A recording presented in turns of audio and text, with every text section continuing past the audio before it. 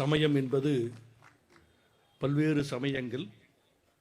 அந்த சமயங்கள் சொல்லுவது அறம், அன்பு, பக்தி என்பதை வழிகாட்டுவது சமயங்களாக இருக்கும்.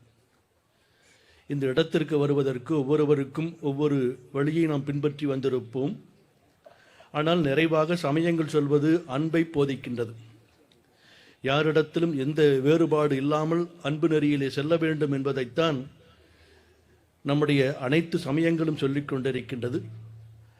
அந்த சமயத்திற்கு ஒரு எடுத்துக்காட்டாக நம்முடைய முதல்வர் அவர்கள் திகழ்ந்து கொண்டிருக்கின்றார்கள். அவர்களுக்கு ஒரு துணையாக நம்முடைய இந்து சமய அறநிலையத்துறையினுடைய அமைச்சர் சேகர் பாபு அவர்கள் செயலாற்றி கொண்டிருக்கின்றார்கள். அவருக்கு துணையாக இந்த மேடையிலே இருக்கின்ற நம்முடைய அமைச்சர் நேரு அவர்களுக்கும் மற்ற அனைவருக்கும் உடைய வாழ்த்துக்களை தெரிவித்துக் கொண்டு, சிறுபான்மையர் மட்டுமல்ல பெரும்பான்மையாக இருக்கின்ற மக்களாகிய இந்துக்களுக்கும் அவர்கள் செயலாற்றி கொண்டிருக்கின்றார் என்பதை நாம் நினைத்து பார்க்க வேண்டிய ஒரு மேடையாக இருக்கின்றது. இந்த ஆட்சியிலே கடந்த 4.5 ஆண்டுகளிலே 4000த்திற்கும் மேற்பட்ட திருக்கோயிலெல்லாம் திருக்கூட நீராட்டு போலா புதுப்பிக்கப்பட்டு நீராட்டு போலா நடைபெற்றிருப்பது குறிப்பிடத்தக்கது. ஒவ்வொரு மாதத்திலும் வருகின்ற அந்தந்த மாதத்திலே இருக்கின்ற சிறப்பு நாட்களிலே பெரியவர்களை எல்லாம் மூத்தவர்களை எல்லாம் திருக்கோயிலுக்கு அழைத்துச் செல்கின்ற ஒரு சிறப்பையும் செய்து கொண்டிருக்கின்றார்கள். புரட்டாசி என்றால் பெருமாள் கோயிலுக்கும், ஆடி மாதம் என்றால் அம்மன் கோயிலுக்கும், ஐப்பசி மாதம் என்றால் முருகப்பெருமானுடைய ஆலயத்திற்கும் மூத்தவர்களை எல்லாம் அழைத்துச் செல்கின்ற ஒரு பெரும்பான்மை அரசாக இருந்து செயலாற்றி கொண்டிருப்பது பாராட்டுதலுக்குரியது. ஆகவே இது எல்லா மக்களையும் நினைத்து செயல்பட வேண்டும் என்கின்ற நோக்கத்தோடு இருக்கின்றது. நாம் 4 சமயத்திலே இருக்கின்ற அரசனுடைய செயலை நமக்கு வள்ளுவப்பெருமான் சொல்லுகின்றார்.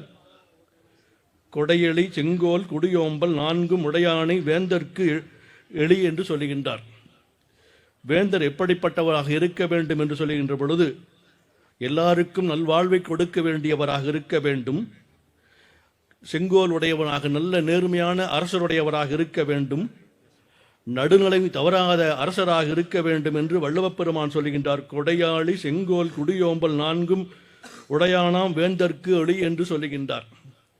அதுபோல திருமந்திரத்திலே சொல்லுகின்ற பொழுது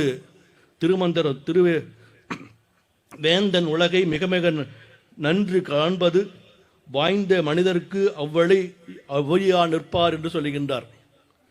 வேந்தன் என்பவன் இந்த உலகத்தை நடுநிலையோடு நின்று அழைத்துச் செல்ல வேண்டும் என்று நம்முடைய திருமந்திரம் சொல்லுகின்றது.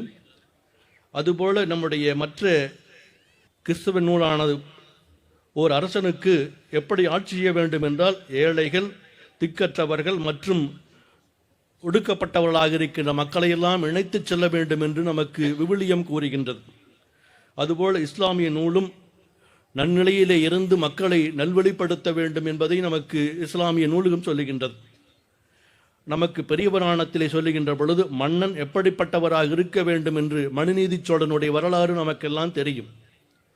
ஆட்சியிலே யார் தவறு செய்தாலும் அவரை கண்டிக்க வேண்டியது அரசருக்குரியது என்று சொல்லுகின்ற பொழுது, மாநிலம் காப்பான் ஆவான் தான் அதனுக்கு இடையூறும், தன்னால் தன் பரிசனத்தால் ஊனமிகு பகைத்தரத்தால் கல்வரால் உயர் தம்மால் ஆன பயம் 5 காப்பவன் அரசன் என்று சொல்லுவார்கள். ஆகவே அரசு என்பது எளிதல்ல, கடினம் என்று சேக்கிழார் பெருமான் சொல்லுவார். ஒரு அரசாட்சி என்பது எளிதானது அல்ல.